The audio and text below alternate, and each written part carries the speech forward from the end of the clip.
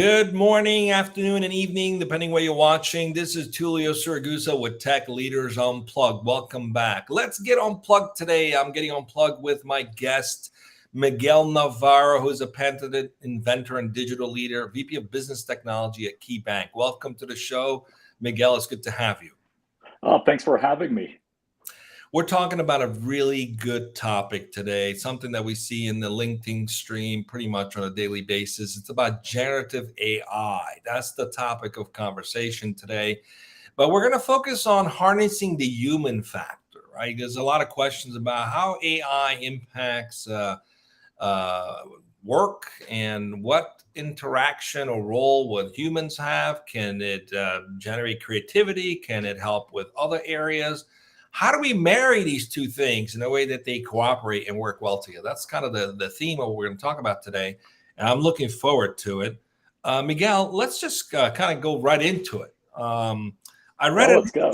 I read an interesting thing about how AI can be used for inspiration and brainstorming, right? Many people believe, well, all the creative juices and ideas, that's the human element of things. AI can't really help with that. It's a machine. But I read something really interesting and it made me rethink that idea. And this being that because of the vast amount of information and content that is readily available with AI, especially with platforms like ChatGPT, this becomes a great resource. If you're a writer, for example, and you're stuck and you're trying to figure out a plot for either a book or a movie, you could actually ask a generative AI platform to give you a bunch of ideas for a plot. Or maybe you're stuck with coming up with design. You can ask for a bunch of different color schemes and then potentially choose the one that you find most useful to riff off of that and work on that. And I found that really interesting because it basically means if you're a writer, you never have to be stuck again. The writer's block is gone if you know how to use generative AI. What are your thoughts on that, Miguel? So I really love this, right? Because I think part of the thing that people kind of fear about AI is that, oh my God, I'm going to get replaced. And the idea here is that, it's not necessarily the humans that get replaced, right? It's the tasks that humans do that get replaced by AI because it can automate it. So I also love the context behind removing the cognitive burden of going from 0 to 1, right? And I think part of the thing that you're saying is, oh, like if I were a writer, I would not have to be stuck anymore with my writer's block because I can ask generative AI to then give me, hey, so here's my plot now, here's what I've written, and here's where I think the character arcs can go. Tell me what you think, right? And then it'll give you options, and then you can then pick out the option that you feel like is best, probably an option that you might not even be thinking about. And that's actually going into the world of known and unknown, right? If you're thinking about it, the bank or cache of knowledge that you're working with versus AI or generative AI at this point, right? It's just two completely different banks. So with that, if you think about all the different ideas or new ideas that may come up in front of you that will spark new ideas, because that's part of the human element, right? It's supposed to inspire us. It's supposed to create something for us to be able to complete our task, because what AI does isn't necessarily the task completion. That's, part of the chunk to complete a task. So no, I really love that topic. I love that you brought that up. But yeah, no, my thoughts behind that is, yes, it's all about removing the cognitive burden of going from 0 to 1 and also continuing that inspirational element to then allow us to move forward or where we need to be, whether it is something we're thinking about or not. Let's dig in a little more on this cognitive burn idea of removing the cognitive burn from 0 to 1. Can you expand on that idea a little bit? Yeah, absolutely. So think about it from the sense of, if you're a business person and you're thinking, oh, I need to create a deck for my executive, and you're thinking, okay, this deck is supposed to talk about the story, and think about the storytelling that you're going to be doing. So going from, oh, let's talk about the 2008 financial crisis, and then now where we are and where we've succeeded in the business. So if you think about it, okay, would you really take about like 2 to 4 hours to go pick up items that you already know have happened within like the 2008 financial crisis, and then grab pictures, grab decks, spend about like 2 to 4 hours on that, and then get onto the story that you want? Or do you just ask generative AI, right? Or chat GPT, or really at this point, some of the tools that's for deck creation like Tome, and be able to say, hey, create me a deck about the 2008 financial crisis, and then hit enter, and then move on to your stuff. And then after that's done, then just really, just go into edit mode, because you no longer carry the burden of starting something and then finishing it.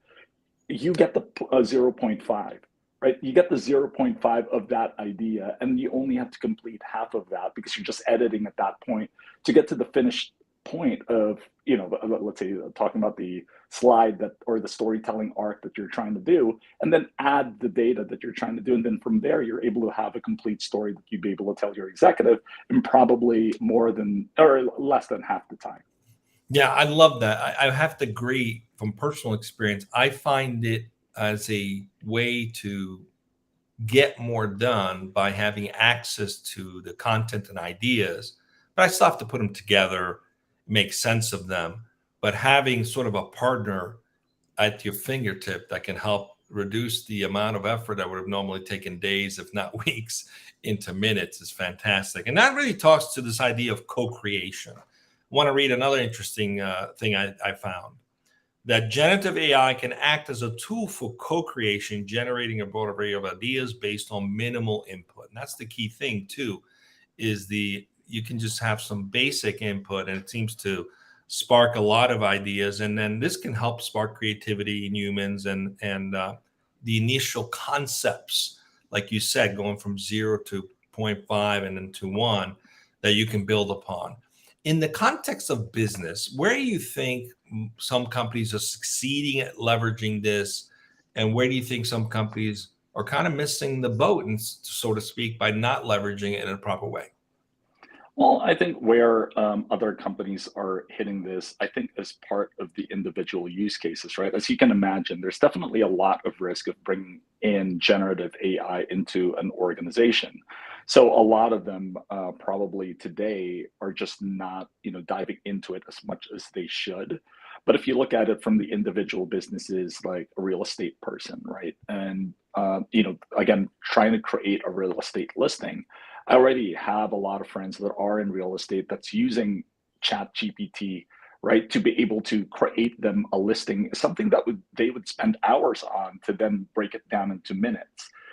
For certain folks that have small businesses and they are using, Chat GPT at the moment to be able to create a job description, let's say, for a person that they're looking for, instead of doing a little bit of research, all they're doing is typing in the input and refining it, right? So, and the keyword part of that, right, is refinement, because the idea is that we also need to understand that whatever, and this is where the co-creation piece you were talking about comes in, is that we need to understand that whatever it is that AI is creating shouldn't really be considered a finished product, right? You would still need people to eyeball it to be able to say, hey, is this correct? And in today's world, those folks are called labelers. So I think where folks are missing the opportunity, right, going into the question that you had, is I do know that in the future there will be two kind of jobs, right, that will come out of AI.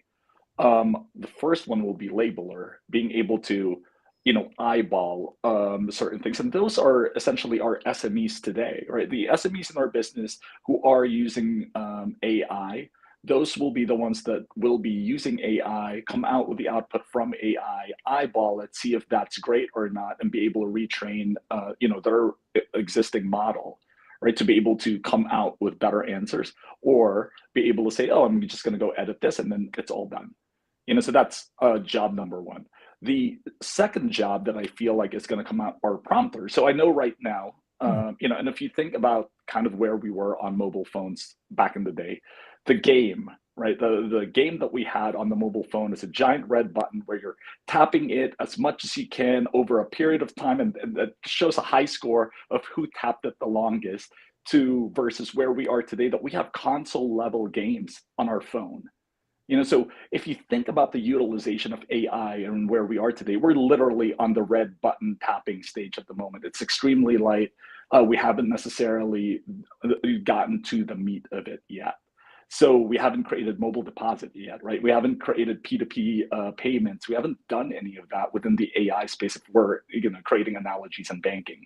So if you are thinking about, hey, like in prompting, right, or being able to put in a command or a request, right, that you would then ask the large language model or a private large language model that you have in your organization that is fine-tuned to the specific business that you have, there is definitely an art form to it for it to pop out the output that you would want it to be.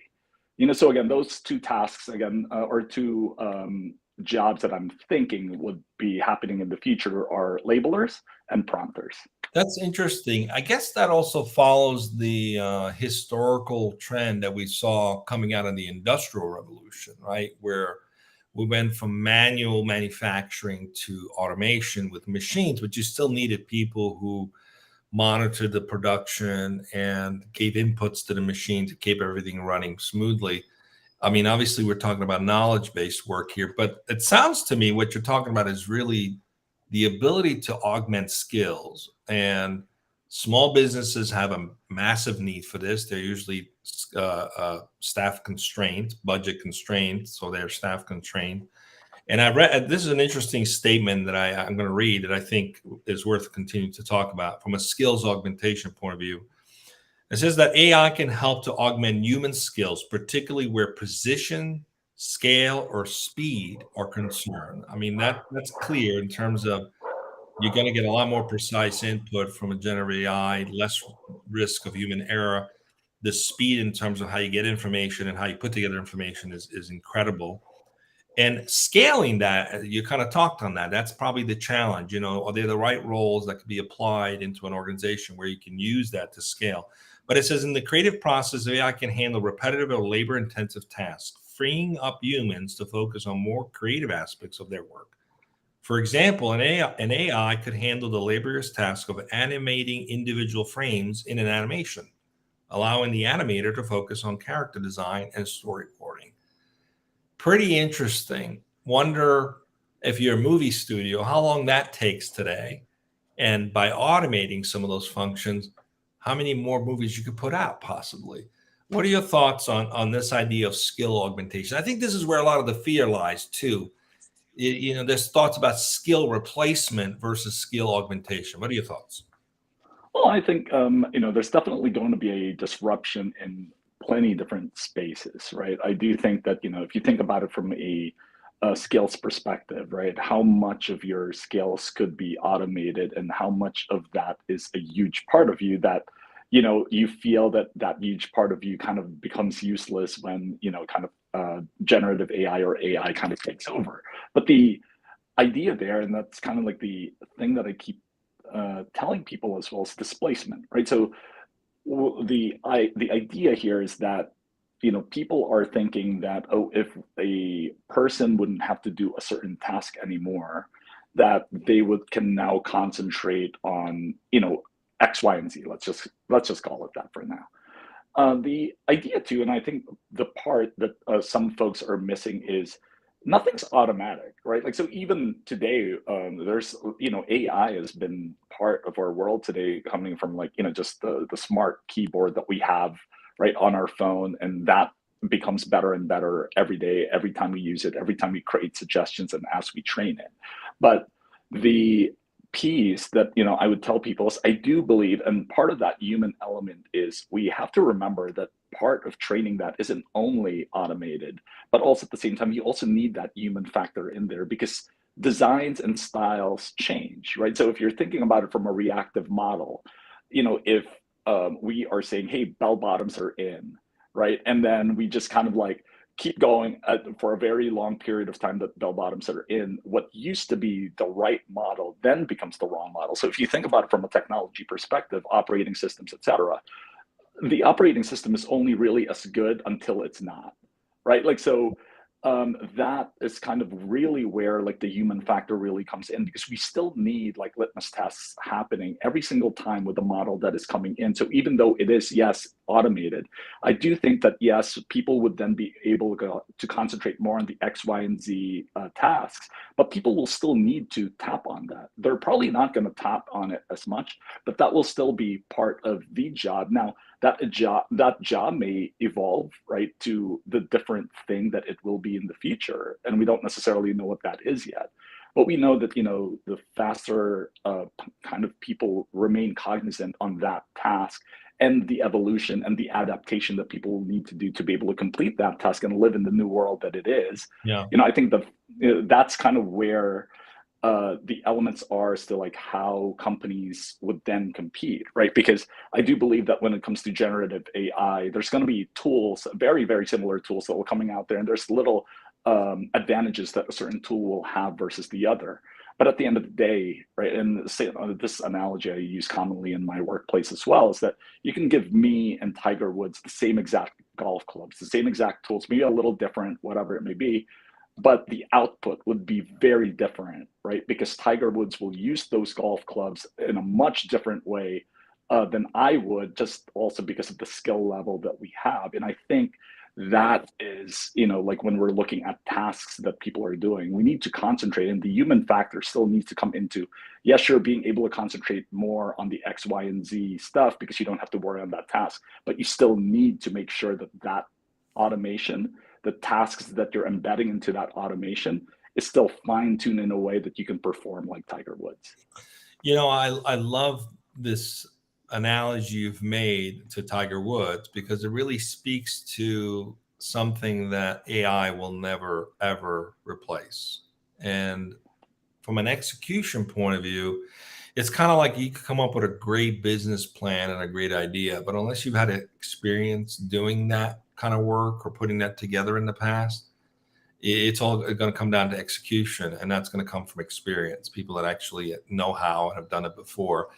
And it's fascinating, but I think there's also an opportunity. This is another thing I found where AI can help explore new creativities. And this was shocking, actually, as I found this, because as a design thinker, I'm very much focused on this idea that everything is tied to human ingenuity, especially tied to empathy, which a machine can't really learn properly. Maybe it will in the future, but not today. But anyway, this is what I found, and I think it's worth discussing. AI can help humans to explore new forms of creativity. For example, through machine learning, AI can generate content in ways that humans might not have considered, breaking traditional rules and conventions.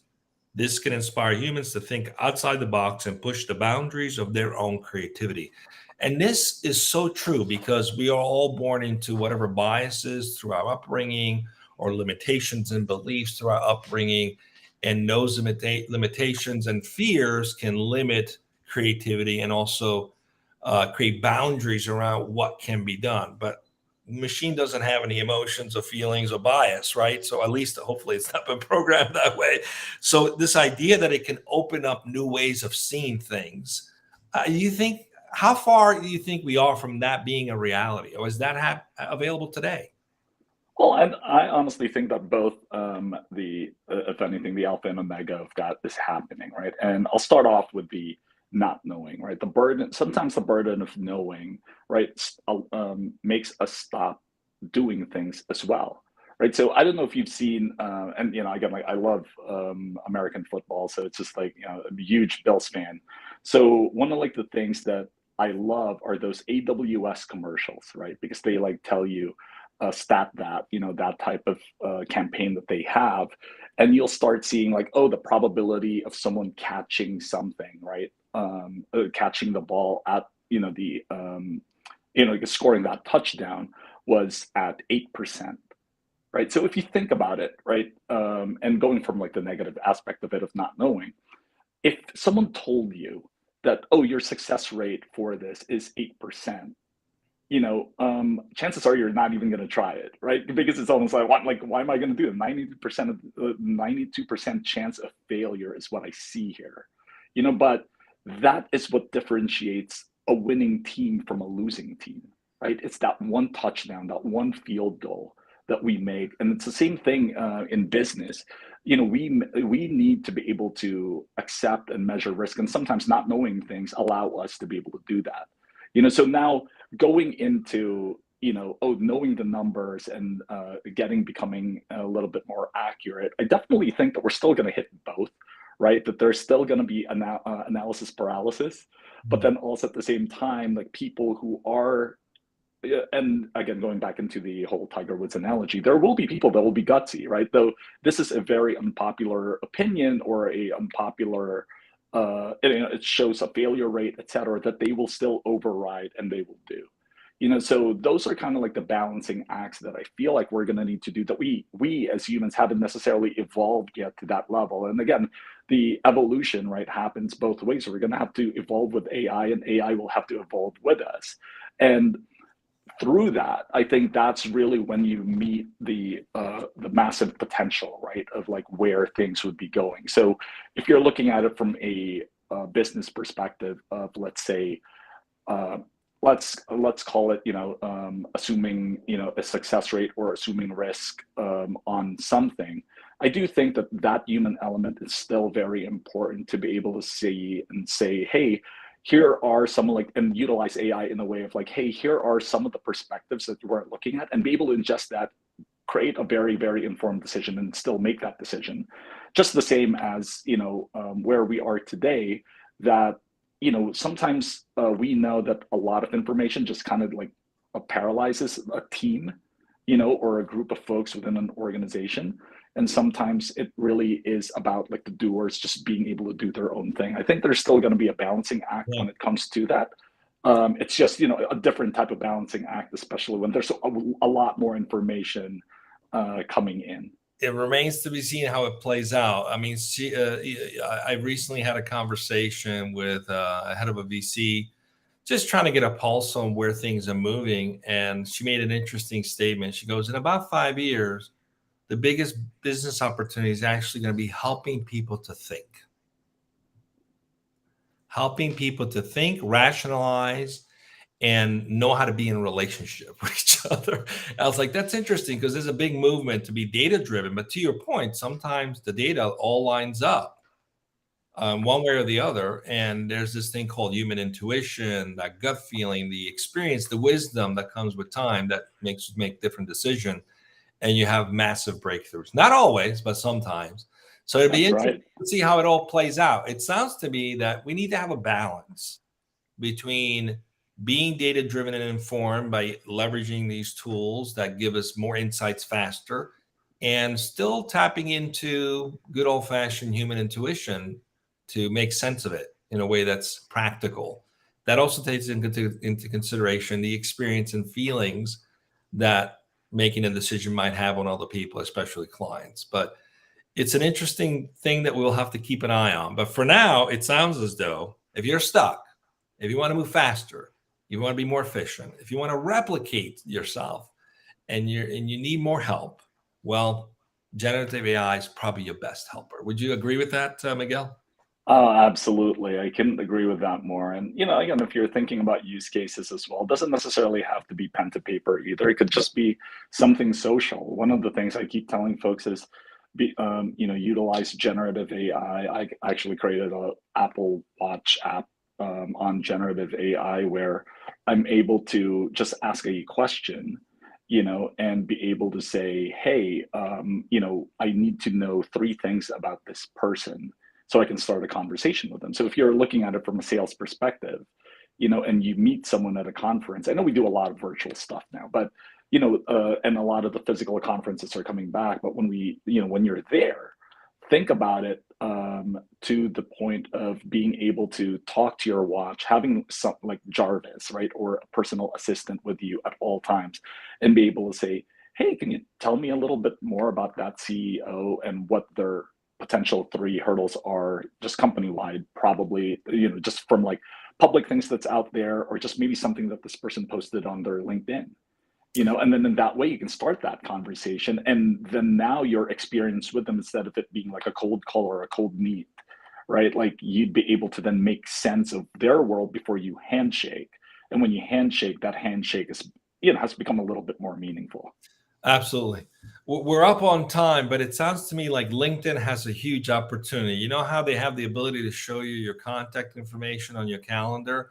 Well, maybe they need to proactively send out some bits and information about them. Use some of their own engines through Microsoft to enable Oh, right? I mean, absolutely. if LinkedIn, if you're watching, you got a product enhancement idea right there. Unless you're planning it already, that would probably be the most useful thing, especially if you're in sales and marketing. One of the most useful thing is to be able to look at my phone and say, "Oh, I have a meeting with so and so," and look at all the insights I've just and be able to say, like, listen, right? this person has created like 3 posts about generative AI. They're probably interested on generative AI, Exactly, right? exactly. Now that would be a great tool. So LinkedIn, if you're watching, Microsoft, if you're watching, please bring that into LinkedIn because we could all use that. Miguel, That's it's right. been great to have you with us. Thanks for sharing your insights. Really appreciate it. Just stay with me as we go off there in just a second. That's a wrap for today. We have a new guest coming up. We have a bunch of guests coming up. We got next week, we have Deanna Deka, who's the CEO of Neurobox. And we're going to have an interesting conversation about becoming a meta pilot, bringing flying cars to life through VR gaming. That should be an interesting conversation. You know how things are. If you can imagine it, eventually they become real. So the metaverse allows us to imagine, and then potentially, who knows? We're already working on flying cars. But come join us next on that show. But until then, have a great weekend and take care, everybody. Thanks, everyone.